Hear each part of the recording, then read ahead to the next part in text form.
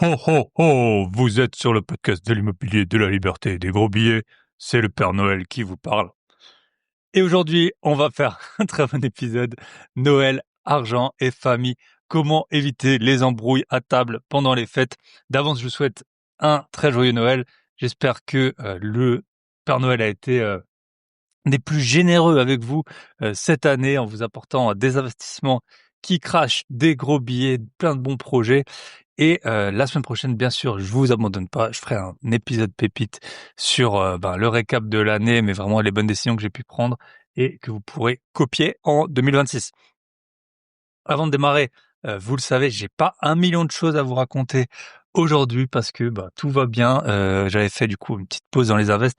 Bien entendu, pour la fin de l'année, j'avais vraiment charbonné début décembre encore. 2-3 petits points quand même que je vais vous dire. Sur mon site, si vous avez jamais été, vous allez sur grosbillets.com, vous avez le lien dans la description. Vous pouvez toujours télécharger mon livre gratuit, la version 1 du livre que j'avais écrit, Débuter l'investissement immobilier locatif, 12 étapes simples pour réussir. J'ai vendu plus de 1000 livres, donc c'est pas un e-book qui a été écrit en 10 minutes, c'est un livre qui a pris plus d'un mois à être écrit. Et de temps en temps, je change les ressources gratuites qu'il y a sur le site. Ce sera probablement le cas en début d'année. Donc, allez sur grosbillets.com et téléchargez le livre si c'est pas déjà fait. Et puis, quand vous téléchargez ce livre, ensuite, bien sûr, vous pouvez vous désabonner si vous le souhaitez. Mais chaque semaine, je vous envoie des pensées, des pépites, des techniques. Par exemple, récemment, j'avais fait comment est-ce que j'organise la semaine de signature chez le notaire, qu'est-ce que je fais avant, comment je m'assure que tout se passe bien, comment je m'assure de pas perdre d'argent avec des ce qui pourrait être considéré comme des détails mais qui coûtent vite des centaines, des milliers d'euros et comment est-ce que j'enchaîne avec les travaux. C'est comme ça que j'ai pu refaire un appartement en bonne partie et le meubler en moins de 3 semaines pour le mettre directement en location. Donc voilà, je vous envoie des pépites un peu chaque semaine. Donc foncez sur grosbillet.com pour télécharger le livre si c'est pas déjà fait. Donc ça c'est le premier point. Le deuxième point, en fait on me l'a demandé et redemandé et vous pouvez me confirmer en message si c'est le cas, n'hésitez pas. Je vais tourner et j'ai déjà commencé à tourner une formation sur la fiscalité en immobilier, comprendre avant d'agir, je l'ai appelé comme ça, fiscalité immobilière, comprendre avant d'agir, pour bien comprendre les mécanismes, qu'est-ce qu'on peut faire pour optimiser la fiscalité. Donc, je vais faire les, ça va être l'achat, donc les frais de notaire, tout ce qui est les loyers et la revente principalement. Donc, mon créneau, ce que j'ai fait le plus, et ce sera intégré à l'académie des gros billets. Donc voilà, je vous en parlerai plus en détail quand ce sera prêt, probablement en janvier, hein. Mais si voilà, vous êtes dans l'académie, sachez que ça va arriver. Et pour les autres, si ça vous intéresse, dites-le moi également. Voilà, si vous m'envoyez un message, je vous aurez une surprise. Vous aurez une surprise si vous dites: «OK, je suis intéressé par la formation sur la fiscalité». Écrivez-moi un mail info@bybypatron.net et je m'occuperai de vous en vous offrant quelque chose. Voilà, donc ça c'était pour les 2 points et je pense que ça va être tout pour mon actualité de Noël et ensuite, oui, tout le récap de l'année, je le ferai donc dans l'épisode de la semaine prochaine. J'espère que l'épisode de la semaine dernière sur la Suisse, il vous a plu et puis, je suis content de finir cette année. Voilà, ça a été une grosse année et puis je vais être très content d'attaquer l'année prochaine. On fera le point donc la semaine prochaine. Du coup, on va attaquer avec l'épisode Noël, argent et famille. Comment éviter des discussions toxiques.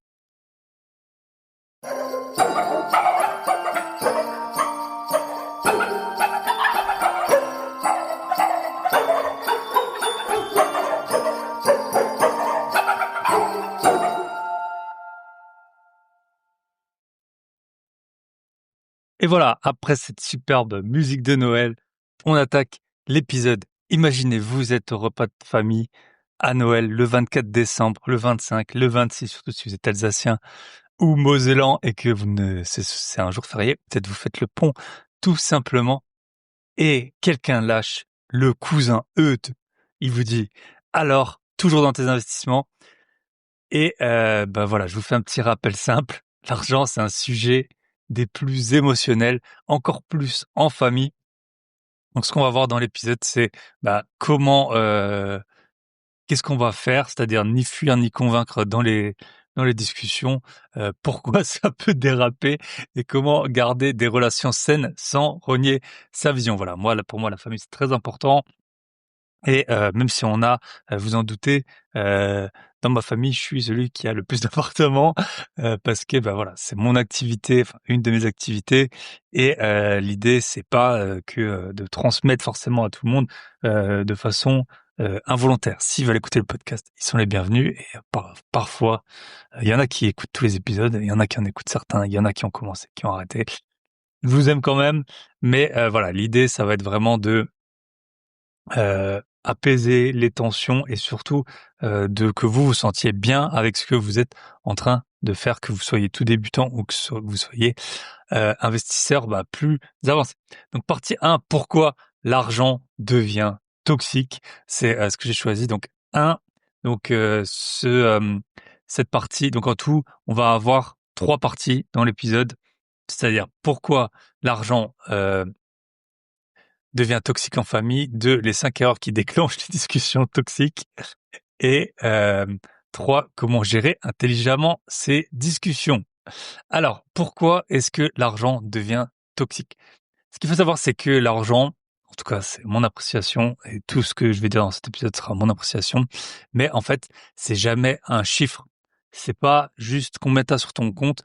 Quand on parle entre investisseurs, etc., entre personnes, je dirais, déterminées, et qui avons déjà fait un peu, rouler notre boss, là, on peut parler d'argent assez librement parce que tout le monde est à l'aise avec ce sujet. Mais, voilà, l'argent, ça représente le statut, la réussite, la sécurité, ça peut aussi être l'échec, la frustration. Et donc en famille, surtout vu qu'on a l'impression, dans certains cas, qu'on part d'un socle commun, par exemple si vous êtes votre frère et sœur, et cetera, il peut, quelqu'un peut se dire: c'est pas juste, en gros, on a grandi dans le même endroit et moi j'ai moins que lui ou j'ai moins de statut, j'ai moins de réussite et hem et en fait, l'argent, c'est assez dur de dire si c'est la cause ou la conséquence de choix. C'est-à-dire que, est-ce que, par exemple tu, as de la réussite dans plusieurs domaines, y compris l'argent? Ou est-ce que c'est, voilà, est-ce que parce que tu es travailleur, discipliné et cetera, tu as, de l'argent, grâce à cet argent, tu as du statut, tu as peut-être un conjoint ou une compagne, voilà, on le dit souvent, les conjoints et les compagnes, ils sont pas, vénales en soi, la plupart, mais voilà, après, si tu as du statut et de l'argent et de la réussite, c'est plus attirant que, si tu restes chez toi, en pyjama toute la journée, scotché sur ta Xbox. Ah oui, je vous l'ai pas dit, mais en intro, pourquoi j'ai pas grand-chose à raconter? Parce que j'ai commencé à jouer à Clair-Obscur Expédition 33 et en une semaine, j'ai passé, une bonne vingtaine d'heures dessus. Donc je savais que c'était la fin de l'année, que j'allais pas avoir de nouveaux projets, mais voilà, c'est vraiment très bon jeu, mais ça prend, donc le jeu de pour ceux qui n'ont pas suivi, c'est un studio français, d'une trentaine de personnes qui a créé le jeu de l'année face aux mastodontes, américains notamment ou japonais. Mais voilà à quoi on en est réduit en France. Faut un coup d'éclat, un coup de génie, heu, pour, être au niveau alors qu'avant on était peut-être, un peu plus au niveau dans tous les domaines. Bref, passons. Donc une fois que vous aurez travaillé 51 semaines ou 50 semaines dans l'année à fond, vous avez le droit de vous octroyer 2 semaines pour, jouer à un jeu si vous voulez. Bref, parenthèse terminée.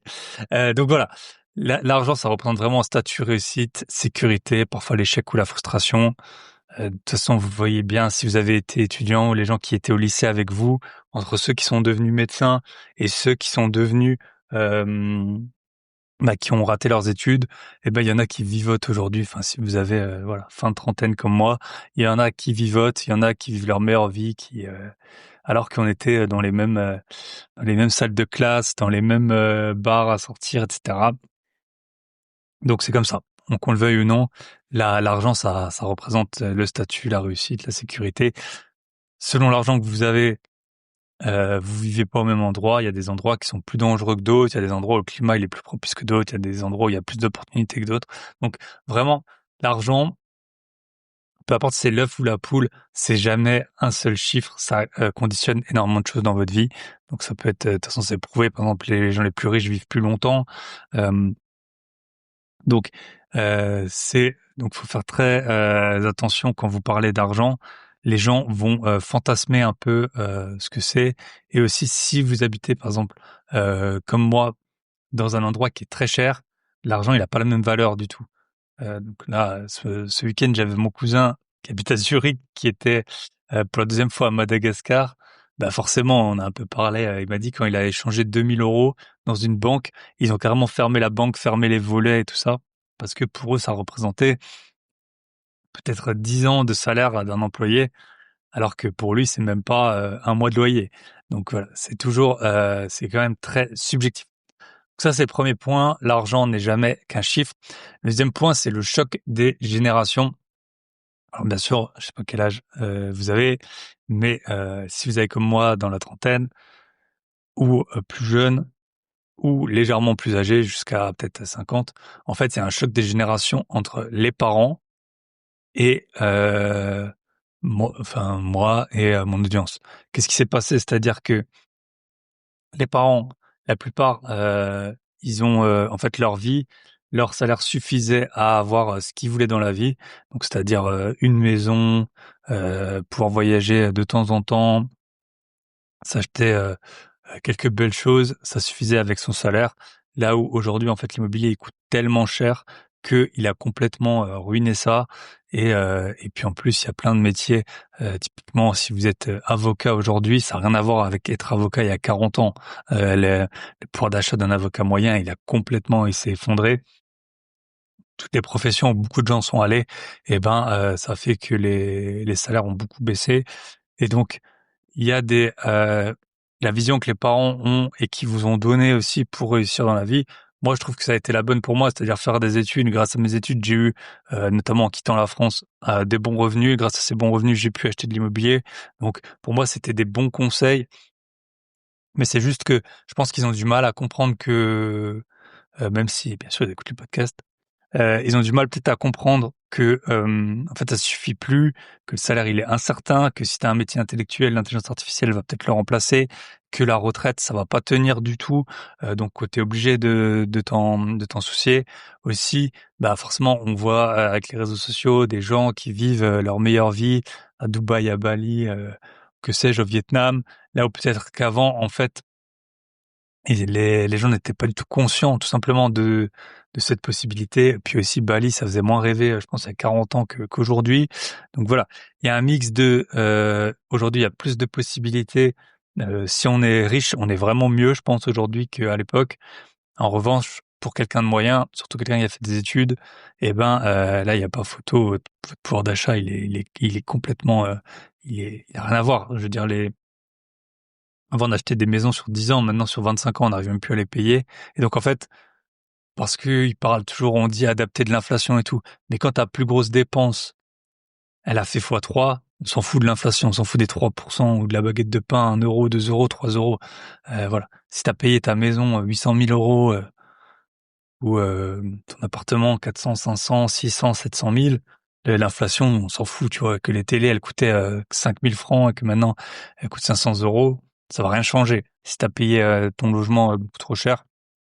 Donc voilà, ça, il y a ce choc des générations. Il y a le choc que l'immobilier est tellement cher que tu peux plus acheter. Par exemple, t'es seul à travailler, bah, tu peux plus acheter dans plein de villes un logement pour une famille de 2 enfants, tout simplement. Donc voilà, tout ça, ça fait qu'on a des autres contraintes, on a des autres façons de réfléchir, et c'est ce que je vous souhaite. Et en plus, ben avec tous les réseaux et tout, on est plus informé de certaines choses.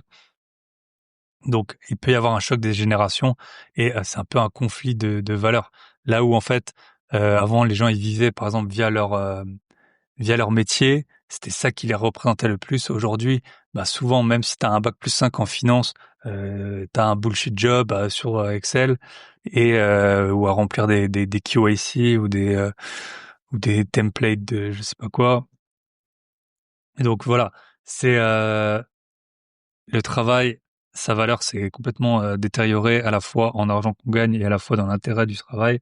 Voilà, je veux dire, c'est donc pas pour tout le monde bien sûr, mais pour la plupart. Et donc, on peut les générations plus âgées ont peut-être du mal à comprendre, donc pourquoi est-ce que nous on veut plus? Pourquoi est-ce qu'on investit? Pourquoi est-ce qu'on prend des risques? Parce qu'en fait, c'est le monde qui est comme ça, on n'a pas le choix. Si tu veux vraiment gagner dans ce monde, eh ben, tu es obligé de faire ça, à moins d'avoir vraiment un métier, qui a été préservé avec des grosses barrières à l'entrée, style, notaire, médecin et cetera, où, en fait, le marché, il est faussé parce que, enfin, avec les numerus clausus, même s'il y en a plus vraiment, au final, il y en a quand même. Et ben, ça fait que voilà, tu gagnes bien ta vie.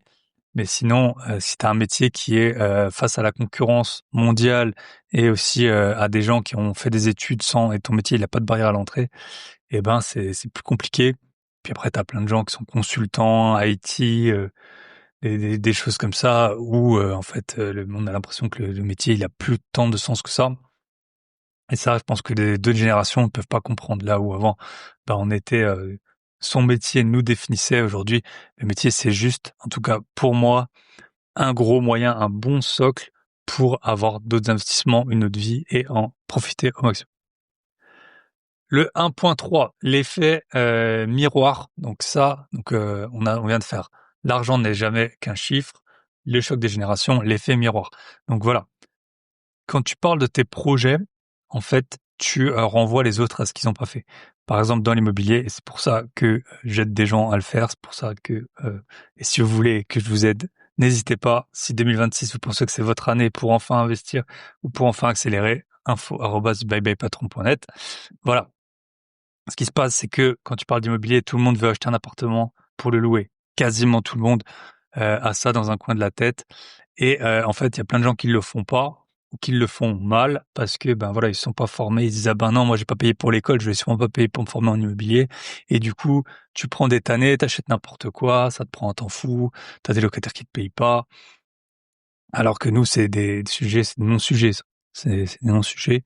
Donc voilà, ça renvoie les gens à leur peut-être en tout cas, dans le domaine financier, à leur propre médiocrité, en fait. Quand toi, t'es bien, que t'as une belle année, que ça se voit, en fait, tu vieillis mieux, hein, tout simplement. Quand t'es plus riche, tu vieillis mieux, ça se voit clairement. Et ben, voilà, t'as peut-être une compagne qui est belle, là où l'autre n'a pas de compagne, des choses comme ça. Et ben, il y a un effet miroir et ça peut créer de la gêne ou de la jalousie inconsciente. Sachant que toi, en fait, ça, tu t'en fous, en fait. Enfin, les autres gens, t'essayes d'en aider le plus possible. Et puis, s'ils veulent pas être aidés, il y a pas de problème. Moi, enfin voilà, quand je rentre pour Noël, je rentre dans ma famille en Alsace. Et ben, j'ai un ami, c'est un chômeur professionnel. Je vais pas arrêter de le voir. Voilà, il fait ce qu'il veut, mais lui, il est en partie pas satisfait de sa vie. Voilà. Après, il y a des choses qu'il aime bien, je pense, à ne pas travailler. Mais c'est sûr qu'il y a des choses qui sont plus difficiles. Donc, je pense que toi, et c'est ça le gros risque en fait d'embrouille, c'est-à-dire que toi, si tu es aligné avec ce que tu fais, si tu as des bons résultats, si tu sais que tu vas vers le mieux, en fait, tu as envie d'un côté d'en parler parce que tu as l'impression que ça te rend plus heureux, que ça améliore ton quotidien aujourd'hui et dans le futur, et donc tu as envie de le propager partout. Moi, c'est pour ça que j'ai créé le podcast, c'est qu'au début, j'en parlais tout autour de moi, de l'immobilier et tout ça, et puis j'ai bien vu que bon, c'était pas fait pour tout le monde, et que limite, je saoulais les gens un peu avec ça. Donc je me suis dit, ben, je vais faire le podcast, comme ça les gens, ils seront consentants à écouter des histoires d'immobilier, des conseils en immobilier, etc. Donc voilà, il y a un effet miroir qui est dont le problème, c'est que seule la personne qui s'estime, en tout cas dans ce domaine, peut-être que voilà, il a une famille, il est super heureux, il a le six-pack, il parle 5 langues, il joue du piano super bien, etc. Et que ça lui convient comme ça. Mais je veux dire, dans le domaine financier, peut-être qu'il est pas au même niveau que toi et où il a mis moins de choses en place que toi. Et donc en fait, ça va créer chez lui de la frustration, de la jalousie ou de la gêne. Surtout peut-être s'il est avec sa compagne qui lui dit depuis longtemps ah mais je t'avais dit qu'il fallait faire ça et tout. Et ben ça peut énerver. Là où toi tu vas pas t'en rendre compte parce que vu que toi tu es aligné avec ce que tu fais, et ben pour toi c'est normal. Tu veux partager peut-être comme moi je partage dans le podcast. J'ai essayé d'aider plein de gens. Il y en a qui ont tous ceux qui m'ont payé ont réussi, mais ceux qui m'ont pas payé, il y en a plein qui sont pas passés à l'action parce que, on le sait, hein, pour investir, faut être investi. Pour être investi, ce qui marche bien, c'est de payer pour justement montrer que on est investi. Donc voilà. Donc il faut pas des phrases du style on verra quand ça le ce que tu peux te prendre en pleine face, c'est des phrases du style on verra quand ça se plantera, ou alors des jugements de valeur, oui, c'est à cause de toi qu'il y a plus de logements en France. Alors là, si tu fais du Airbnb, alors je t'en parle même pas. Donc voilà, les gens, ils voient les chiffres, ils voient jamais bien sûr les nuits blanches qui vont avec. Ils vont appeler ça de la chance, alors qu'en fait ils ont juste pas eu le courage d'assumer. Donc voilà, c'est vouloir aider quelqu'un qui a rien demandé, c'est souvent le pire moyen de créer du conflit. Donc vraiment, essayer d'éviter ça. Donc, fin de la partie 1, pourquoi l'argent devient un sujet impossible en famille. On attaque avec la partie 2. Donc en fait, je vous avais dit qu'il y aurait 3 parties, mais en fait, il y aura 4 parties. J'ai rajouté en cours de route une partie. Donc c'est ce que les gens voient et ce qu'ils verront jamais. Justement, c'est un peu en conséquence là de ce dont je viens de parler. Donc ce qu'ils voient, c'est les chiffres, les investissements, le patrimoine, les résultats visibles, peut-être la voiture que vous conduisez, le statut que vous avez. Mais déjà, ils voient pas l'endettement. Ça, c'est vraiment un gros point. Si tu as 20 appartements, ils vont penser que tu as 4 millions d'euros de patrimoine, alors que ça se trouve, tu as 300 000 euros de patrimoine parce que tout est en brut. Ce qu'ils voient jamais, bien sûr, c'est, et ça, c'est le gros point, et ça, c'est pareil avec enfin, dans tout dans la vie, mais c'est les heures passées à se former, à analyser, à négocier. Moi, c'est vraiment là, depuis 5 ans, mais c'est peut-être 3000 heures que j'ai passées sur l'immobilier. Donc, les risques pris, il y a des fois où je me suis pris des portes. Voilà, sur le long terme, bien sûr que je suis ultra gagnant dans l'immobilier et dans la bourse, mais il y a d'autres choses que j'ai essayé. Il y a pour les appartements meublés, j'ai meublé des appartements de nuit, dans le froid, sous la pluie. Voilà, j'ai sorti plein d'argent pour payer des frais de notaire, payer des voilà, c'est la différence entre quelqu'un qui a 20 lots et quelqu'un qui en a zéro, c'est une Audi RS6 quoi, à peu près de frais de notaire que vous avez payé. Donc ils se rendent pas compte de l'argent que vous avez dépensé pour l'État, les dossiers bancaires refusés, les agents immobiliers qui rendent fous. Combien de fois tu as relancé les banques? Parfois avec Michel, on appelait les banques 20 fois, 30 fois, 40 fois pour avoir une réponse parce que on avait les notaires les compromis qui arrivaient à expiration. Et donc, on les harcelait. Les travaux où il y a des problèmes, des fuites d'eau, des surcoûts, faut gérer les artisans, trouver les artisans. Donc, voilà, il y a des erreurs. Franchement, on n'a pas fait tant que ça, des erreurs. Il y a des petites erreurs, mais il y a surtout beaucoup de temps, alors que eux, ils voient juste le résultat. Rien que, imaginez, franchement, hypothèse, euh, vraiment conservatrice, acheter un appartement, ça te prend 30 heures, on va dire, entre organiser les visites, visiter et faire le dossier bancaire, signer chez le notaire, aller au compromis, faire les travaux et tout. En 30 heures, c'est rien. Allez, 40 heures, on va dire. Bah voilà, si t'en as 20, c'est pas tout le monde qui en a 20, hein, mais si t'en as 20, ça fait 800 heures. 800 heures, c'est 6 mois de travail. Donc c'est impressionnant. Et ça, c'est sans la gestion. Donc voilà, faire les impôts, payer des gens dans tous les sens. Quand tu es salarié, dans ta vie, tu payes personne. Quand tu es investisseur, tu payes tout le monde. Tu payes l'État, tu payes le notaire, tu payes les agents IMO, tu payes les artisans, tes concierges Airbnb, tes gestionnaires. Tu fais que sortir de l'argent. Donc heureusement, tu as le locataire c'est pour ça qu'il faut acheter des biens rentables, bien les acheter et bien se former là-dessus. Mais t'as le locataire qui paye. Et avec ça, tu payes tout le monde. Donc la banque, bien entendu, ou les vendeurs, selon comment on voit. Donc voilà, il y a vraiment un mythe de la chance, c'est-à-dire soit on dit t'as acheté quand les taux étaient bas, soit on dit quand l'immobilier était moins cher, soit soit quand il n'y avait pas les règles des 35% d'endettement du HCSF, soit quand le Airbnb c'était plus light. Ok, mais en fait ça va être de pire en pire parce que chaque année, de toute façon, avec l'état qu'on a en France, c'est de pire en pire. Ça s'arrange jamais. Donc, pourquoi attendre en fait? Voilà. Et à côté de ça, bah, franchement, aujourd'hui, fin 2025, on achète des appartements beaucoup moins chers qu'en 2022. Donc, qu'est-ce que tu as fait en 3 ans? Est-ce que tu as acheté 20 biens? Les gens qui disent ouais, tu avais de la chance, tu as acheté au bon moment. Bah là, en ce moment, par rapport à 2022, en tout cas, c'est le bon moment. Les taux, ils sont ou 2023, les taux ont baissé et l'immobilier est moins cher. Donc, qu'est-ce que t'attends en fait? C'est un peu la question. Et puis on en revient au miroir, parce que les gens, ils ont toujours une bonne excuse pour pas passer à l'action. Donc, ils vont te dire qu'en fait, t'as eu de la chance, alors que tu galères de fou. Une fois, je sais pas si je vous en ai déjà parlé. Une fois, j'étais invité à un mariage à Strasbourg et en fait, j'ai un appartement à Metz qui s'était libéré. Donc, je suis allé dans l'appartement à Metz pour le faire visiter le samedi matin. Je suis arrivé le vendredi soir. J'ai dormi dans l'appartement. Le samedi matin, quand je vais à la place de parking, donc j'étais en tenue de mariage parce qu'en fait, j'allais directement au mariage. Donc, quand je suis allé à la place de parking, il y avait un, euh, un sac de McDo. En fait, un parking qui est pas un parking souterrain, mais où il n'y a pas de box, c'est juste des places. Il y avait un sachet de McDo qui pourrissait là depuis je sais pas combien de temps. J'ai dû le dégager, c'était dégueulasse. Donc ça, après, j'ai fait visiter l'appartement. Donc j'ai pas dormi chez moi, j'avais dormi dans l'appartement, j'ai fait la visite. J'étais avec ma compagne. Avec ma compagne, on s'est arrêté. Elle a un immeuble, on s'est arrêté à son immeuble. Il y avait, elle était en robe de mariage. Il y avait des déjections de chiens et de chats dans sa cour. Elle a dû laver ça en robe de mariage. Donc voilà, c'est ça, c'est un samedi matin comme ça. Quand vous êtes investisseur, ça se passe comme ça, vraiment. Et ça, c'est un truc light. Hein. T'es pas en train de faire de la démolition ou quoi.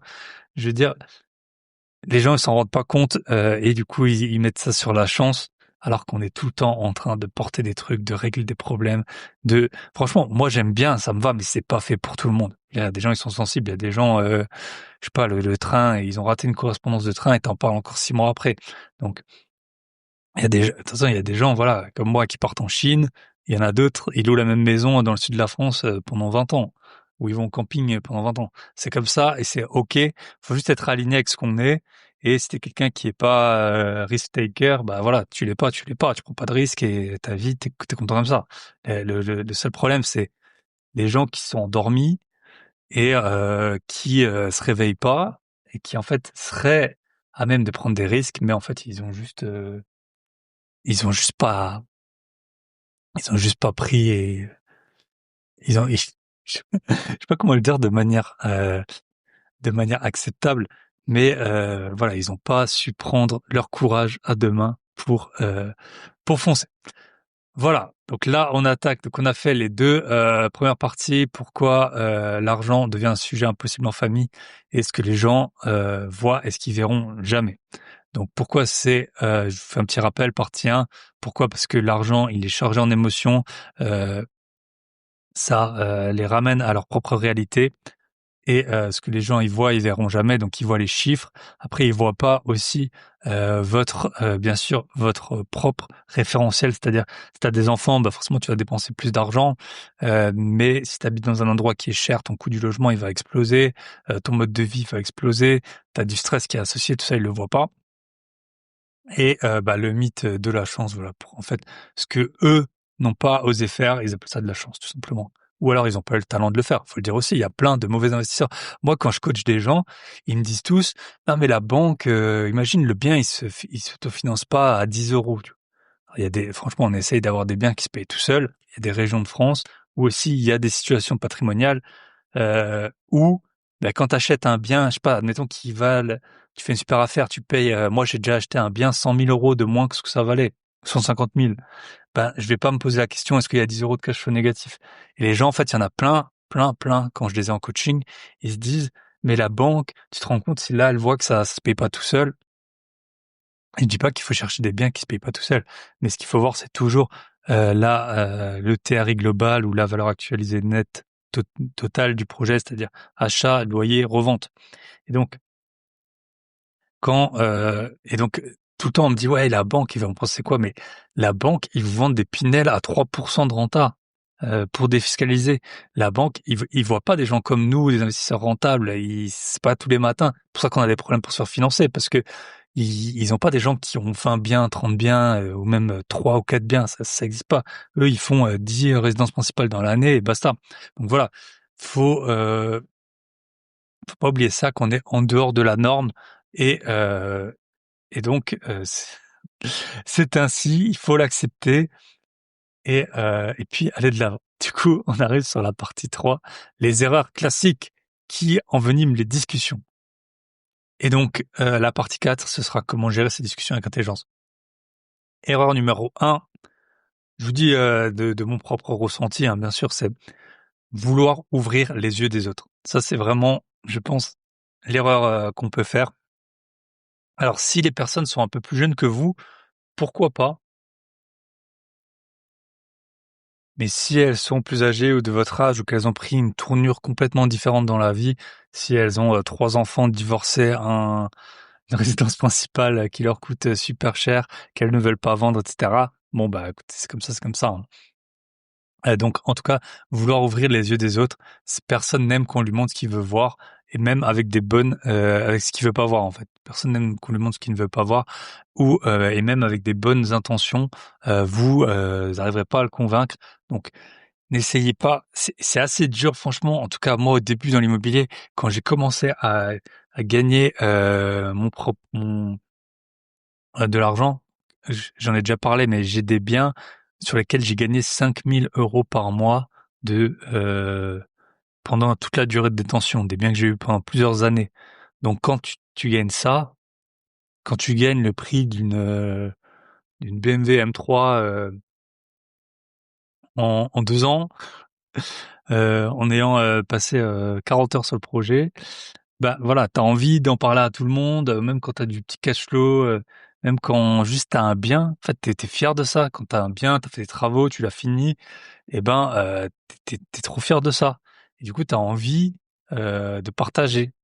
Mais faut vraiment vraiment le faire en dose homéopathique, voire ne pas en parler du tout. C'est vraiment ce que je vous recommande. C'est à la limite, si on vous pose la question, vous effleurez le sujet, mais voilà, ça c'est vraiment l'erreur numéro 1, vouloir ouvrir les yeux des autres, heu et ça peut être dans plein d'autres aspects.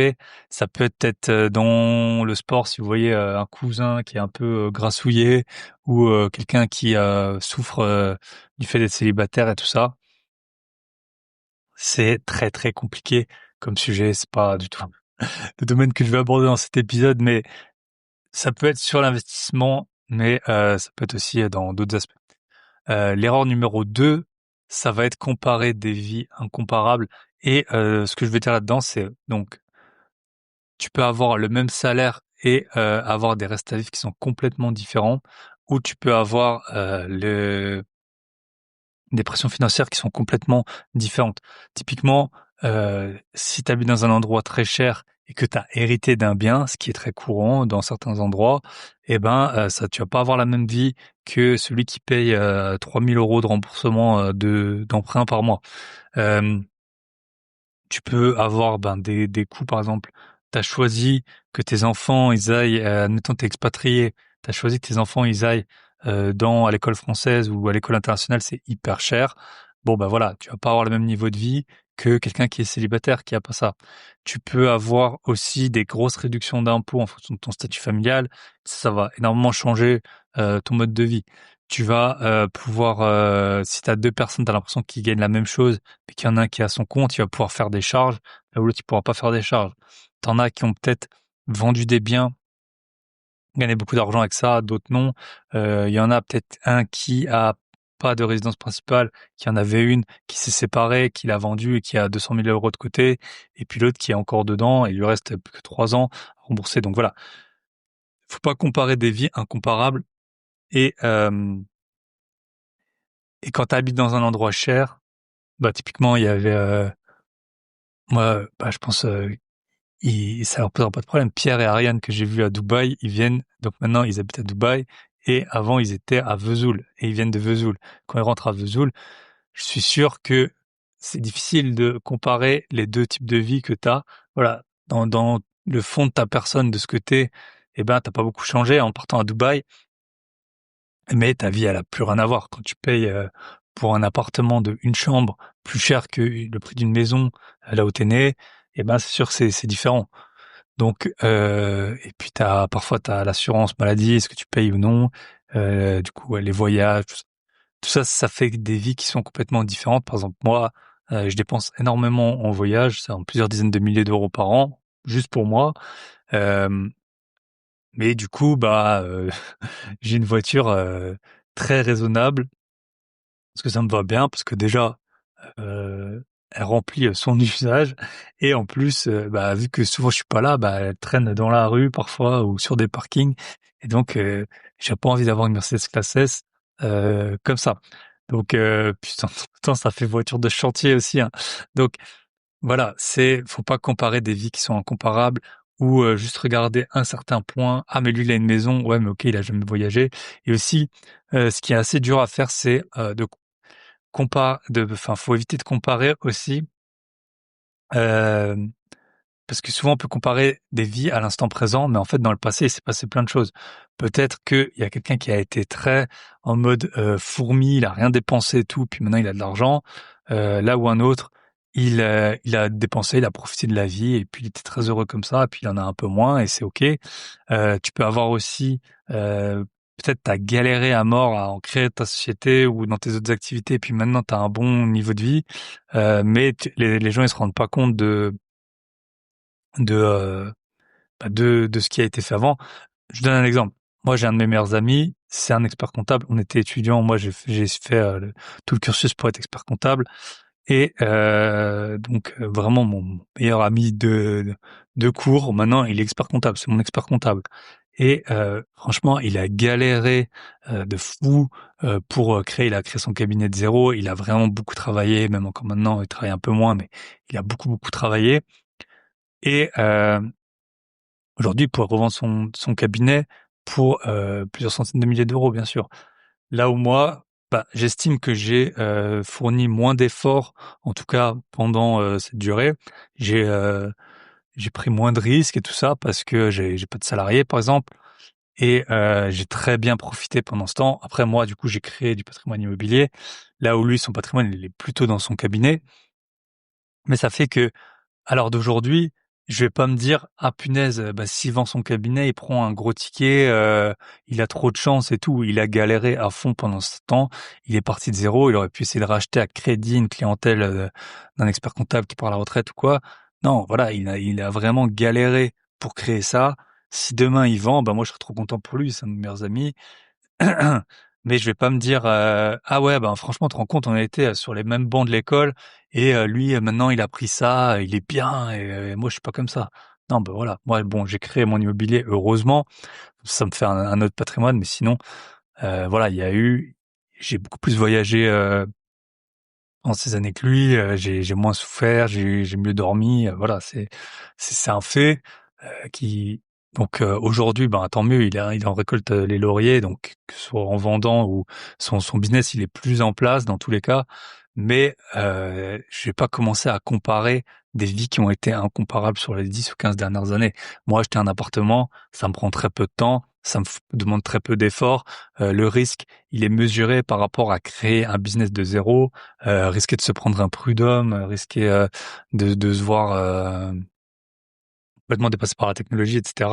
Euh, donc, il faut pas comparer des vies qui sont incomparables. Donc ça, c'est l'erreur numéro 2. Après là, une qui était vouloir ouvrir les yeux des autres. Erreur numéro 3, parler des résultats sans parler des coûts. Alors, sans contexte, voilà, les chiffres, c'est ce que je vous ai dit un peu en première partie, ça crée de la jalousie, du jugement, du rejet. Le gros point, ça va être tout ce qui est dans le business. Il y a plein de gens, ils parlent en chiffre d'affaires, voire en chiffre d'affaires TTC. Bah, tout le monde le sait. Si tu gagnes 3 000 euros en France, tu coûtes quasiment 6 000 à ton employeur. Donc, donc si toi tu gagnes 3 000 et quelqu'un il va te dire, ah bah tu sais, moi j'ai fait 8 000 le mois dernier avec ma boîte, bah t'as l'impression que c'est trop bien, mais en fait c'est 8 000 TTC. Et donc à la fin, bah en fait s'il voulait se payer, il serait aussi à 3 000. Et donc, et ça c'est encore s'il a eu zéro dépense. Si tu commences à mettre des coûts, des histoires de pub Facebook, des prestataires que tu payes, ou alors si tes résultats ils sont pas constant dans le temps, ce qui est quasiment toujours le cas si quelqu'un a un business en ligne. Les résultats ne sont pas mensuellement, ils ont des variations qui sont de 1 à 100 parfois, ou de 1 à 10, c'est sûr. Donc voilà, si quelqu'un il fait 8 000 un mois, il peut faire 1 000 le mois d'après, ou 20 000 le mois suivant. Donc voilà, faut surtout pas parler des résultats sans parler du coût. Et du coup, dans le business, c'est ça, les gens qui parlent de chiffre d'affaires, ça va, c'est bon, on vous connaît. Enfin, moi, je sais lire un bilan comme des résultats.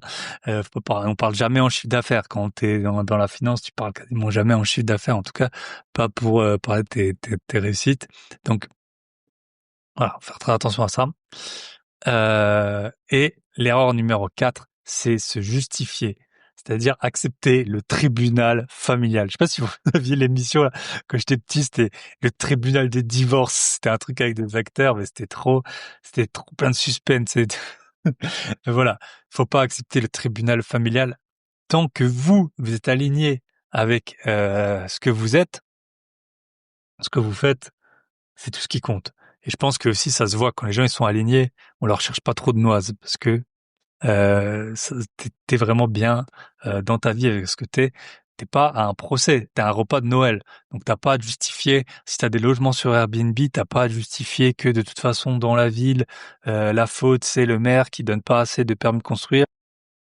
T'as pas à te justifier que tu utilises l'intelligence artificielle pour générer des visuels et que t'embauches pas un illustrateur qui va te coûter 3 000 € alors que toi avec ton business t'en gagnes 2 000. T'as pas à justifier d'investir en bourse, que c'est l'ultra-capitalisme ou je sais pas quoi.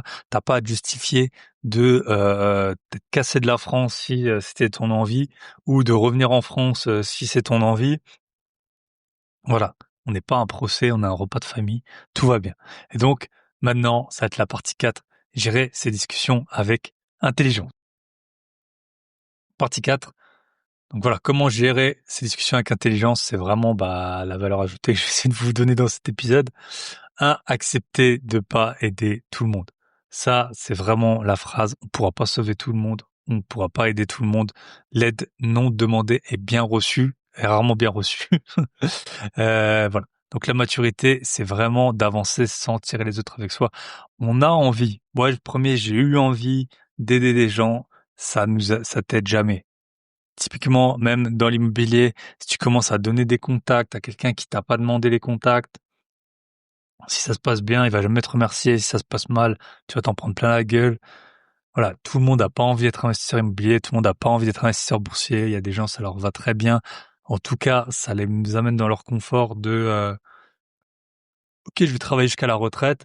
OK, je sais au fond de moi que la retraite sera la merde, qu'il y aura plus d'argent. Mais bon, voilà, flemme de faire autre chose, m'en parle pas, tu vois. M'en parle pas. Donc voilà, il faut accepter qu'on pourra pas aider tout le monde. Et ça, allez, je vais vous donner un petit conseil de couple que que j'ai expérimenté il y a bien longtemps et que je continue à faire. C'est, en fait, il faut jamais espérer avoir de la reconnaissance pour quelque chose que tu as fait qu'on t'a pas demandé. Par exemple, si tu ranges tout l'appartement et l'autre il rentre et puis il est pas aussi enjoué que ça de voir l'appartement rangé, en fait si t'as pas demandé de le faire et ça lui allait comme c'était, et ben c'est pas faut pas attendre en retour d'avoir de la reconnaissance. Là, c'est peut-être un exemple qu'on voit bien, mais peut-être que si je sais pas, tu t'es occupé du vélo de ta femme, t'as gonflé les pneus, regraissé la chaîne et tout, en fait, elle t'a jamais demandé de faire ça. Donc toi, tu y as passé du temps, tu t'es pas super amusé, tu as envie d'avoir de la reconnaissance, et ben en général, ça se passe pas bien parce que tu vas pas l'obtenir. Voilà. Dans la vie en général, l'aide non demandée ou essayer de faire quelque chose qui t'a pas été demandé. Alors, faut pas être non plus complètement passif, hein, bien sûr, mais c'est rarement bien reçu, ou en tout cas, c'est pas reçu à la hauteur de l'investissement demandé de votre part. Donc, faut pas essayer d'aider tout le monde. Si les gens vous demandent de l'aide, ok, faut essayer de les cadrer directement. Tu peux leur dire, voilà, moi les gens quand ils m'appellent pour prendre des coachings, je leur dis, ok, t'es prêt à faire ça, est-ce que t'es prêt à faire ça? Est-ce que tu as l'argent pour faire ça? J'essaie de les cadrer au maximum et puis bah il y en a plein que je refuse. Je leur dis bah écoute, c'est pas franchement t'es pas au bon moment de ta vie là, t'as pas d'argent, t'as pas de CDI, t'as pas de salaire fixe, enfin voilà, si t'as 2 000 € de côté, va pas essayer d'investir dans l'immobilier, essayer d'abord d'investir d'avoir plus d'épargne. Donc il faut voilà accepter qu'on peut pas aider tout le monde et cadrer les gens quand ils vous demandent OK, tu veux que je t'aide? Bah jusqu'à quel point en fait? Est-ce que en gros, quoi qu'il arrive et nous en général c'est ça hein, les gens qu'on coach, quoi qu'il arrive maintenant tu veux être investisseur immobilier et tu es prêt à faire tout ce qu'il faut pour ça, généralement c'est ça. Et bah là on les pousse, on leur dit bah voilà, gros c'est ça ton objectif, faut faire ça ça ça et ça. Quand ils l'ont pas fait, bah on leur dit bah ça en est où, faut faire ça ça ça et ça. Donc, mais il faut cadrer, quand quelqu'un vous demande de l'aide, faut le cadrer. OK, jusqu'à quel point, en fait, tu as envie que je t'aide? Si on fait le parallèle avec, un coach sportif, si quelqu'un, il a un peu du bide et il dit, «OK, j'aimerais perdre du bide», bah, le coach serait bien qu'il dise: «OK, en fait, tu veux juste être un peu en meilleure forme et donc tu vas faire 3 heures de sport, par semaine» ou, «Tu es prêt à te lever à 5 heures du mat, pour, comme si tu avais un combat de boxe, dans 3 mois». Voilà, c'est pas le même niveau d'implication et c'est important, voilà, le gars qui veut juste être un peu plus en forme, il faut pas le sortir du lit à 5 heures du matin. Bah, c'est un peu pareil en fait avec l'aide. Faut savoir jusqu'à quel point tu peux aider. Moi, j'ai aidé des gens vraiment à avoir des résultats exceptionnels, mais ils étaient consentants, conscients de ce que ça allait demander comme engagement et du coup, ça s'est super bien passé. On s'entend super bien. Il y en a, c'est presque des amis, mais voilà, les choses étaient claires dès le début. Donc, si on vous demande pas d'aide, c'est pas d'en fournir. Et si on vous en demande, ne cadrez-la le plus possible. OK, tu es prêt à ça, ça, ça. Est-ce que, bah, voilà, si tu veux que moi je sois impliqué, peut-être qu'il faut, me payer, tout simplement. Parce que sinon, moi, je vais te donner, pendant une demi-heure des conseils, mais je vais pas te prendre, un soir par semaine pour te dire quoi faire. Donc voilà, il faut essayer de cadrer au maximum quand on vous demande de l'aide et puis si on vous en demande pas, vous le faites pas. 4.2, le changement de niveau de langage. Donc voilà, faut essayer de si vraiment on vous attaque sur un peu le sujet, voilà, de l'argent, de l'investissement, que t'es capitaliste, si t'as la cousine, il y a toujours dans les familles, il y a toujours un cousin, une cousine un peu, voilà, avec des écarteurs dans les oreilles, les cheveux bleus au violet, tout ça. Donc, s'ils essaient de vous attaquer là-dessus, ou si vous êtes parti dans un pays à une fiscalité plus douce, peut-être ça peut être pour plein de raisons. Hein. Ça peut être juste que vous aimez bien cet endroit. Moi, là, je vous ai dit mon cousin qui est venu là, il habite à Zurich. Ben il y est allé, il adore la nature, il va tout le temps en montagne. Pour lui, c'est un bon spot. Et à côté de ça, ben il a eu des bonnes opportunités professionnelles, mais il n'est pas allé pour payer moins d'impôts. Donc, parfois, vous habitez dans un endroit, c'est pas parce que vous habitez dans un endroit que vous devez vous justifier. Je pense que n'importe quel Français préférait éviter de se justifier du bilan de Emmanuel Macron. Donc, ça va être la même chose si vous habitez dans un autre pays. T'es pas là pour prendre toute la responsabilité du pays. Donc voilà, parle juste de choix de vie. Voilà, si t'es tant mieux si ta copine elle vient du Liechtenstein ou d'Andorre et que tu as absolument voulu habiter là-bas. Mais voilà, essayer d'éviter au maximum le sujet de l'argent. Et par exemple, si on dit ah toi tu voyages beaucoup, bah tu peux dire bah oui voilà je voyage beaucoup, c'est ça qui me fait kiffer. Il y en a ils aiment bien les maisons, avoir une maison. Moi j'ai pas de maison, j'aime bien voyager. Moi, voilà, tu peux parler de liberté ou de projet. Moi, j'aime bien parler en projet. Voilà, bah, ça, c'est des projets dans la vie. Il faut avoir des projets pour avancer, pour être heureux. En tout cas, moi, j'ai besoin de projets et ça en fait partie. Voilà. Après, tu peux, un des, ça, c'est un très, très, très bon conseil que je vais vous donner.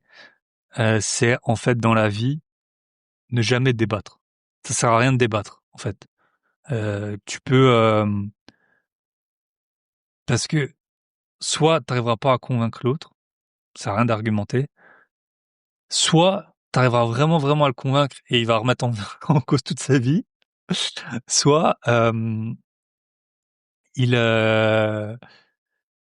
vous allez vous fâcher. Donc en fait, moi, j'essaye de vraiment je sais plus, c'était une résolution que j'avais prise vers 2020, de ne jamais débattre avec personne, surtout pas de sujets, où on veut vous pourrir le cerveau à longueur d'année sur, la politique, tous les sujets autour de ça, voilà. Évitez bien sûr de parler de politique, de religion, que sais-je, à table.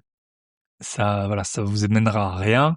C'est vraiment un système qui est institutionnalisé pour vous bouffer du temps de cerveau, euh, et pour s'immiscer dans vos vies. Vous n'avez pas besoin d'eux. Ils ont aucune valeur ajoutée positive pour vous. Donc, c'est pas la peine de rajouter de la valeur négative là-dedans. Donc, franchement, ne débattez jamais de rien à part si vraiment, par exemple, à votre métier, s'il faut, vous voulez absolument qu'un projet passe, ok. Mais je veux dire, si vous avez rien à gagner, si vous parlez avec votre tante qui, voilà, dans la passion, c'est le jardinage, qui va pas chez le coiffeur, qui se lave pas, qui a des, comment ça s'appelle, qui porte un sarouel, et ben peut-être que vous l'aimez beaucoup cette tante. Et allez pas lui parler du fait que la flat tax elle augmente, quoi. Ça va pas aller, ça va pas marcher. Donc voilà. Après, franchement, quand ça commence à pousser trop loin, c'est juste de vous dire bon ben voilà, vous êtes adulte maintenant, donc le mieux c'est d'utiliser des phrases qui clôturent le débat du genre voilà, c'est un sujet que je gère à ma manière, j'estime que je le fais bien, je comprends que c'est pas pour tout le monde. Et après, hop, au fait, comment va ton chien? Comment ça avance le jardin? T'as fait pousser quoi cette année? Voilà, où ça correspond à ma vie d'aujourd'hui, je suis conscient des risques, t'inquiète pas.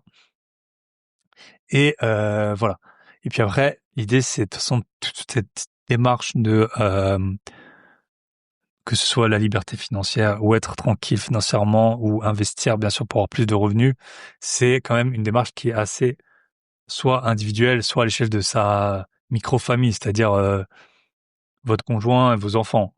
Donc c'est pas la peine, c'est pas fait pour impressionner. Comme je vous l'ai dit, ça impressionne plus une Audi RS6 que avoir 20 emprunts dans des banques et que personne voit ce que tu as investi.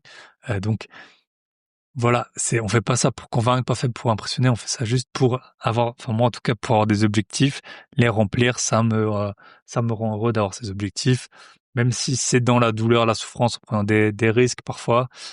Eh ben moi ça me rend très heureux d'avoir ça, ça me rend libre, ça me donne confiance dans le futur. Je suis pas un gros stressé du futur, etc. Parce que ben voilà, j'ai mis tout en place par rapport à ça. Donc vraiment, absolument.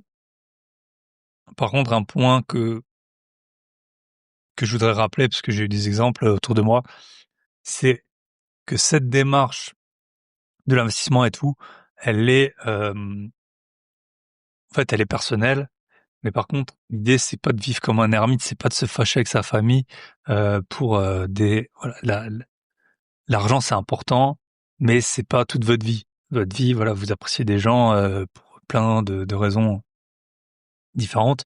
Donc, l'idée, ça va pas être d'être riche tout seul. C'est vraiment un point qu'il faut avoir en tête. Si demain vous quittez votre job grâce à l'immobilier, vous allez pouvoir voir plus votre frère, votre sœur, vos cousines, vos neveux, vos parents. Et c'est trop bien pour toute la famille en fait.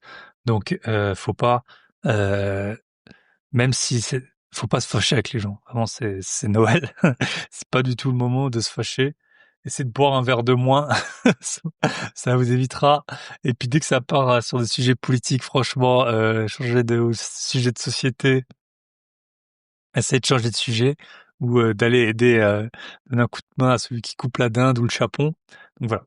Vraiment, si la discussion, ça c'est vraiment quelque chose d'important. C'est la règle qu'il faut que vous mainteniez. C'est si la discussion, elle élève ni la relation, ni la compréhension mutuelle, ni les objectifs individuels avant le début de la discussion de chacun, il faut la fermer. Je vous le répète, cette discussion, elle élève ni la relation que vous allez avoir avec l'autre, ni la compréhension mutuelle de ce que chacun fait, ni euh, chacun vers ses propres objectifs, on la ferme. Voilà, c'est vraiment et c'est pas de l'hypocrisie ou quoi, c'est juste vivez en harmonie. C'est Noël, punaise, c'est Noël là. C'est pas le jour pour se prendre la tête. Donc voilà. En conclusion de cet épisode de Noël, le vrai message, c'est que donc vous avez rien à prouver. Les gens, ils verront jamais les risques et sacrifices, les heures invisibles, et c'est ok. vous êtes plus un enfant, en fait. T'es pas là pour avoir des bons points. T'es pas là pour qu'on te tape sur l'épaule en te disant c'est bien, c'est bien. Tu fais ton truc, tu fais ta vie et tu vas tes objectifs, ça te rend heureux, tant mieux. Et voilà, on peut avoir des vies très différentes sans que l'une soit supérieure à l'autre. Il y en a, il va peut-être orienter vraiment sa vie sur la famille, c'est ok. Un sur le sport, il veut courir un Ironman, faire un Ironman, c'est ok. Vous, nous, c'est les investissements, voilà. La vraie liberté financière. Et en fait, c'est ce que j'aime bien avec ce concept, c'est que les podcasts et tout, c'est que c'est en fait c'est plus que juste de l'argent. C'est en fait un état d'esprit, c'est-à-dire rien ne peut t'atteindre en fait. C'est ça qu'on veut. Les gens, ils veulent pas de lambeaux, ils veulent pas de château, ils veulent juste qu'on les laisse tranquilles, qu'ils fassent ce qu'ils veulent, qu'ils ont besoin d'écouter personne pour vivre la vie telle qu'ils l'entendent. Donc voilà. Noël, c'est souvent, parfois, savoir se taire pour préserver l'essentiel, l'amour de ses proches. C'est pour ça qu'on le fait, au final. C'est pour ça qu'on le fait. Donc, on arrive au terme de cet épisode. J'espère qu'il vous aura plu. Pensez à commenter, à noter sur Apple Podcast ou Spotify une petite note 5 étoiles et à m'écrire. Petit point que je vais vous dire rapidement sur Instagram, les stories, je sais pas, l'algorithme il change tout le temps. Les stories, les posts, ils ont en ce moment une visibilité qui est horrible. C'est-à-dire que en une semaine, j'ai eu à peu près 8 fois moins de vues sur les stories. Donc peut-être que vous verrez pas quand les épisodes y sortent, etc. Il y aura un épisode toutes les semaines. Ça fait 5 ans qu'il y a un épisode toutes les semaines. Il y aura un épisode toutes les semaines. La semaine prochaine, il y aura un épisode sur le bilan de l'année avec sûrement des grosses annonces. Je l'ai pas encore enregistré, hein. Mais ça va être un épisode pépite. Je vous souhaite de très joyeuses fêtes. Profitez de votre famille, profitez de vos proches, de vos gros billets. Et ça m'a fait plaisir de vous accompagner pendant toute l'année. À très bientôt. Bye bye.